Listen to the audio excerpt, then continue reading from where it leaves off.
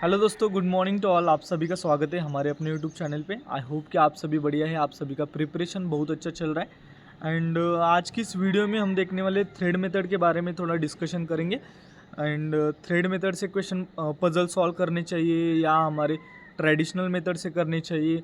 मेरे ग्रुप में डिस्कशन चल रहा था एंड वही मैंने सोचा कि उसके बारे में आपको बताया जाए कि क्या करना चाहिए। आप अगर इनिशियल फेज़ में हो तो क्या करना चाहिए, उसके बारे में हम डिस्कशन करेंगे। अब देखो क्या क्या यहाँ डिस्कस करने वाले थ्रेड मेथड के बारे में। एंड एट द एंड मैं आपको मेरे सजेशंस बताऊंगा कि सच में थ्रेड मेथड यूज़ करना चाहिए या नहीं करना चाहिए, कितना यूज़ होता है। अब देखो फर्स्ट पॉइंट कि थ्रेड मेथड है क्या, उसको अंडरस्टैंड करते हैं। थ्रेड मेथड नॉर्मली जो हमारे शेप्स होते हैं, यानी कि हमारा सर्कल, ट्रायंगल, रेक्टेंगल, वो ट्रायंगल अगर ट्रायंगुलर वाला हमारा पजल है, ट्रायंगुलर वाला पजल है, रेक्टेंगल वाला पजल है, सर्कल वाला पजल है, उसको वैसे सॉल्व नहीं करके एक थ्रेड बना के उसमें सॉल्व करना, उसका मतलब है थ्रेड मेथड। यानी कि वो कैसे, अब देखो कंसिडर करो कि आप एक टेबल पे बैठे हो, यानी कि टेबल पे नहीं बैठे हो, टेबल आपके सामने, डाइनिंग टेबल, एंड सभी आपके जो फैमिली मेम्बर्स है उसके बाजू में बैठे, और आपका जो टेबल है वो, अब देखो ऐसा सर्कुलर टेबल है। सर्कुलर टेबल को अगर ऐसे स्प्लिट किया जाए एंड एक लाइन बनाई जाए तो सभी लोग जो सर्कल में बैठे वो उसी लाइन में बैठ जाएंगे, और उनको फिर से ऐसा सर्कल में जॉइंट किया जाए तो फिर से सेम ही पोजीशन होगा। यानी कि अगर रवि के साथ सागर बैठा है तो रवि के साथ लाइन में भी सागर ही आएगा। रवि के राइट साइड में अगर वो है, अब देखो सर्कल ऐसा बनाए, सर्कल बनाए, यानी कि अब देखो यहाँ बताता हूँ, सर्कल ऐसा बनाए और यहाँ रवि है, रवि के राइट साइड में मैंने बोला सागर बैठा है। अब ऐसे जब ये स्प्लिट होगा उसी टाइम भी रवि के राइट साइड में ही सागर बैठेगा। वैसे ही हमारे रेक्टेंगल में होगा, वैसे हमारे ट्रायंगल में होगा। यानी कि अगर उसको सीधा किया जाए तो सेम ही, यानी कि उसकी पोजीशन चेंज नहीं होगी, इसलिए थ्रेड मेथड इन्वेंट हुआ। अब देखो बेसिकली अंडरस्टैंड क्या करना चाहिए बच्चों ने, कि जो मेथड वगैरह होते हैं ना, वो पजल या रीजनिंग की बेसिक अंडरस्टैंडिंग से डेवलप हुआ है। यानी कि जैसे कि मैं बोलता हूँ, मैं यहाँ खड़ा हूँ, मेरे इमीडिएट राइट में सेम साइड देखकर रूपेश सर खड़े, रूपेश सर के इमीडिएट राइट में सेम साइड देखकर सागर सर खड़े, एंड हम घूम सकते हैं तो भी, अब देखो ऐसे खड़ा हूँ मैं, अगर मैं ऐसे घूमा तो वो भी सेम घूमेंगे। अगर ये यहाँ आए, मेरी डायरेक्शन ये हो गई, लेकिन मेरे राइट में, इमीडिएट राइट में रूपेश सर रहेंगे, उसके इमीडिएट राइट में सागर सर रहेंगे। अगर उनको फिर यहाँ घुमाया मेरे इमीडिएट राइट में, यानी कि मैं यहाँ से कंप्लीट ऐसे भी हो गया तो मेरे इमीडिएट राइट में रूपेश सर होंगे, उसके इमीडिएट राइट में सागर सर होंगे। यानी कि उसका पोजीशन, अगर हमारी डायरेक्शन भी चेंज हुई तो पर्सन की पोजीशन मेरे से चेंज नहीं होगी। सेम अगर किया कि मैं यहाँ खड़ा हूँ, रूपेश सर यहाँ खड़ा है, लेकिन वो पीछे देख रहे, मेरे इमीडिएट राइट में रूपेश सर है, रूपेश सर के इमीडिएट राइट में मैं हूँ। अगर मैं ऐसे घूमा तो मेरे इमीडिएट राइट में रूपेश सर होंगे, रूपेश सर के इमीडिएट राइट में मैं हूँगा। अगर ऐसे फिर ऐसे घूमा तो मेरे इमीडिएट राइट में रूपेश सर के इमीडिएट, क्योंकि मैं ऐसे घूमा तो रूपेश सर ऐसे घूमे तो उनके इमीडिएट राइट में मैं, और मैं मेरे इमीडिएट राइट में हूँ, तो वो चेंज नहीं होता। वो एक्चुअली आपको धीरे धीरे जैसे जैसे आप मैक्सिमम पजल सॉल्व करते जाओगे तो आपको समझ में आता है।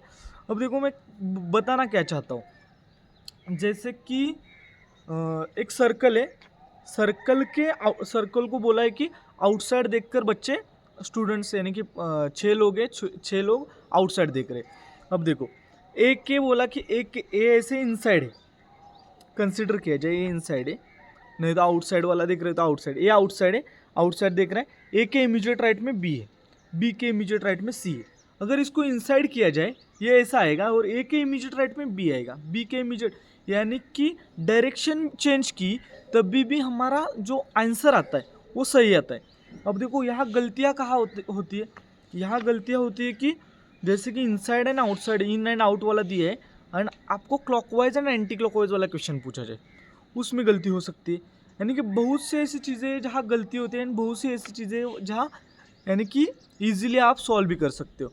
अब देखो थ्रेड मेथड के ऊपर फिर से एक बार, अब देखो ये मैं जो डिस्कशन किया वो अंडरस्टैंडिंग के ऊपर किया, ये आपको समझ में आना चाहिए कि मैं कहना क्या चाहता हूँ। अब देखो, इनिशियल फेज़ में अगर आप हो, इनिशियल फेज़ में कौन सा भी मेथड यूज़ मत करो। अब देखो, ये एट द एंड भी मैं डिस्कशन करूँगा। अब देखो, किसने डिस्कवर किया है हमारा जो थ्रेड मेथड के बारे में जो डिस्कस करें, वो अंकुश लांबा सर ने डिस्कवर किया है, ऐसा बोला जाता है। और बहुत से बच्चे ये भी बोलते हैं कि मेरिट शाइन करके एक चैनल है, उसके ऊपर भी एक टीचर है, उन्होंने भी डिस्कवर किया। डिस्कवर किसने किया, इससे इम्पोर्टेंट क्या है, मैं अंकुश सर का बहुत यानी कि उनको एडमायर करता हूँ। उन्होंने बच्चों को बहुत अच्छे से पढ़ाया है। मैं भी इनिशियल फेज़ में उनसे पढ़ता था, लेकिन जैसे जैसे मेरा प्रिपरेशन आगे बढ़ता गया, जैसे जैसे मैं पुराना स्टूडेंट बनता गया, मुझे आने लगा पज़ल, तो वैसे वैसे मेरी खुद की एक अंडरस्टैंडिंग बढ़ गई पज़ल को लेकर, एंड मेरा एक खुद का अप्रोच बन गया।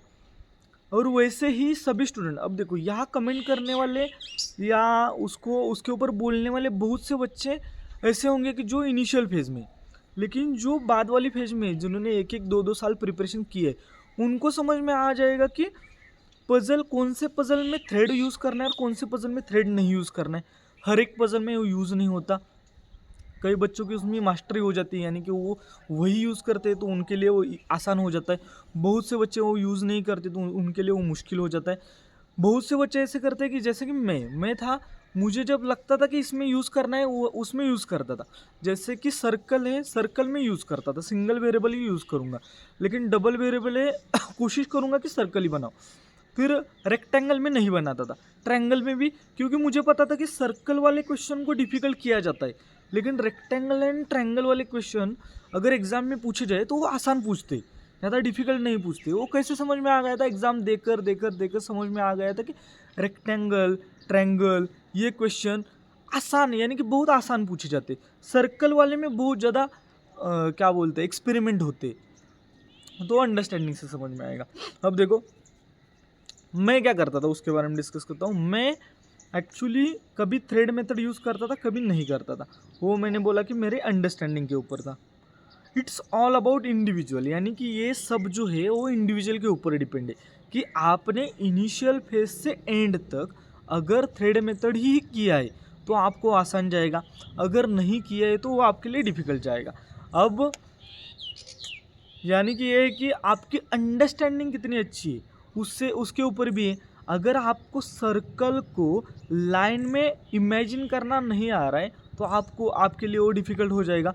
अगर 3 लोग यानी कि ए एंड बी आमने सामने बैठे ऐसा बोला जाए, एंड उसमें 8 लोग हैं ऐसा बोला जाए, तो ए एंड बी के बीच में 3 लोग होंगे, ये आपको समझ में आना चाहिए।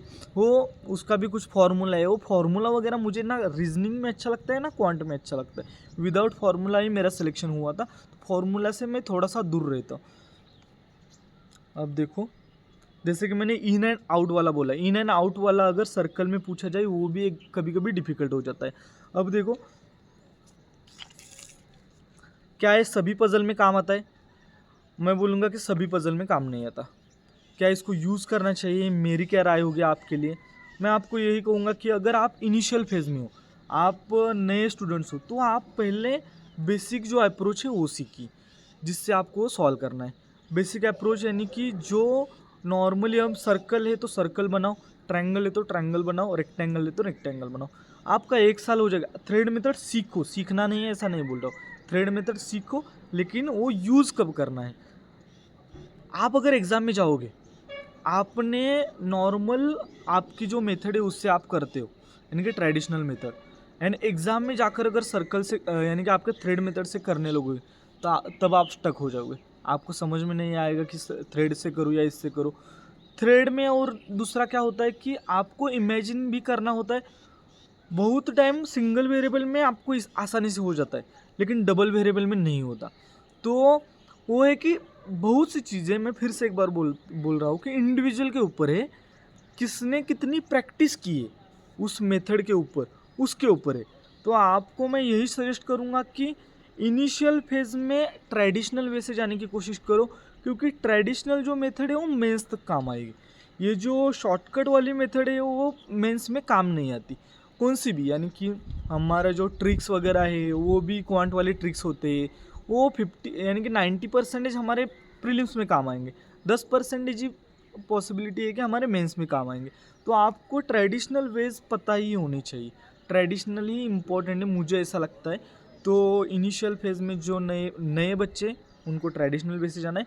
आप जैसे जैसे आपका प्रिपरेशन धीरे धीरे धीरे धीरे धीरे आगे बढ़ेगा, वैसे आपको ही समझ में आ जाएगा कि हाँ, ये वाला क्वेश्चन ऐसे करना है, ये वाला क्वेश्चन ऐसे करना है, इस वाले क्वेश्चन में आप स्टक हो रहे हो पजल में, तो ये वाला क्वेश्चन आपको नॉर्मल जो मेथड है उसी से करना है। तो बेसिकली यही है, जितनी ज़्यादा प्रैक्टिस होगी उतना आपको समझ में आ जाएगा धीरे धीरे धीरे धीरे कहाँ शिफ्ट होना है। एंड जो प्रैक्टिस है वो अगर मॉक में एंड वो अगर आपके एग्ज़ाम में इम्प्लीमेंट हो जाए, एग्ज़ाम में हमारे साथ एक चीज़ हमारे साथ में होती है, वो होता है प्रेशर। एंड हमारा 20 मिनट इतने जल्दी ख़त्म हो जाता है, वहाँ हम सोच नहीं सकते मैक्सिमम। अब देखो, थ्रेड मेथड यहाँ होगा, ट्रेडिशनल मेथड यहाँ होगा। एंड तीसरा पॉइंट है, जैसे कि अंकुश लांबा सर के मैं अगेंस्ट नहीं हूँ, लेकिन जो पढ़ाते हैं ना कि एक ही पॉसिबिलिटी में पढ़ाना, उसके मैं अगेंस्ट हूँ एक्चुअली। क्योंकि जैसे जैसे मेरा प्रिपरेशन आगे बढ़ा वैसे मुझे समझ में आया पॉसिबिलिटीज़ ज़्यादा बनाओ, कंडीशंस कम लिखो, आसानी से क्वेश्चन आपके हाथ में। पॉसिबिलिटीज़ ज़्यादा बनाने में दिक्कत क्या है? क्या आपका ज़्यादा टाइम जाता है? बिल्कुल नहीं। अंडरस्टैंडिंग लेवल बढ़ती है उससे। अंडरस्टैंडिंग लेवल बढ़ती है यानी कि क्या, पजल आपके सामने दिखेगा छूटते हुए आपको। और यहाँ क्या करना होगा, कंडीशंस आप दिमाग में बिठा रहे हो कि ए यहाँ होगा तो बी यहाँ हो सकता है, ए यहाँ होगा तो बी यहाँ हो सकता है, ए यहाँ होगा तो बी यहाँ हो सकता है। मैंने क्या किया, ए यहाँ है तो बी यहाँ, दूसरी पॉसिबिलिटी ए यहाँ बी है, तीसरी पॉसिबिलिटी ए यहाँ बी यहाँ। दूसरे या तीसरे सेंटेंस में समझ में आएगा कि एक कट हो रहा है। नेक्स्ट सेंटेंस, कंडीशंस बाहर कम लिखोगे, इजीली पॉसिबिलिटीज से आसानी से आप सॉल्व कर पाओगे। मेरी यही राय होगी कि पॉसिबिलिटी ज़्यादा लिया करो, कंडीशंस कम लिया करो, हमारी कंडीशंस कम लिखा करो, तो आसानी से हमारा पजल सॉल्व होगा। एंड ट्रेडिशनल मेथड ही मेरे हिसाब से बेस्ट है। हमारा जो थ्रेड मेथड है बहुत सी जगह काम आता है, बहुत सी जगह काम नहीं आता। उसका यूज़ कैसे करना है आपको प्रैक्टिस के साथ समझ में आ जाएगा। लेकिन ट्रेडिशनल मेथड मत छोड़ो, उसके ऊपर काम करना ही इम्पोर्टेंट है। थ्रेड मेथड के मैं अगेंस्ट नहीं हूँ, लेकिन जो उसके ऊपर जितना ज़्यादा काम करेगा उतना उसको आसान जाएगा, नहीं तो वो डिफ़िकल्ट जाएगा। बस इतना ही कहूँगा। ज़्यादा अगर हो गया तो I am extremely sorry. And अच्छा हो गया तो thank you so much for watching. And आप अगर नए हो तो please like share and subscribe and thank you.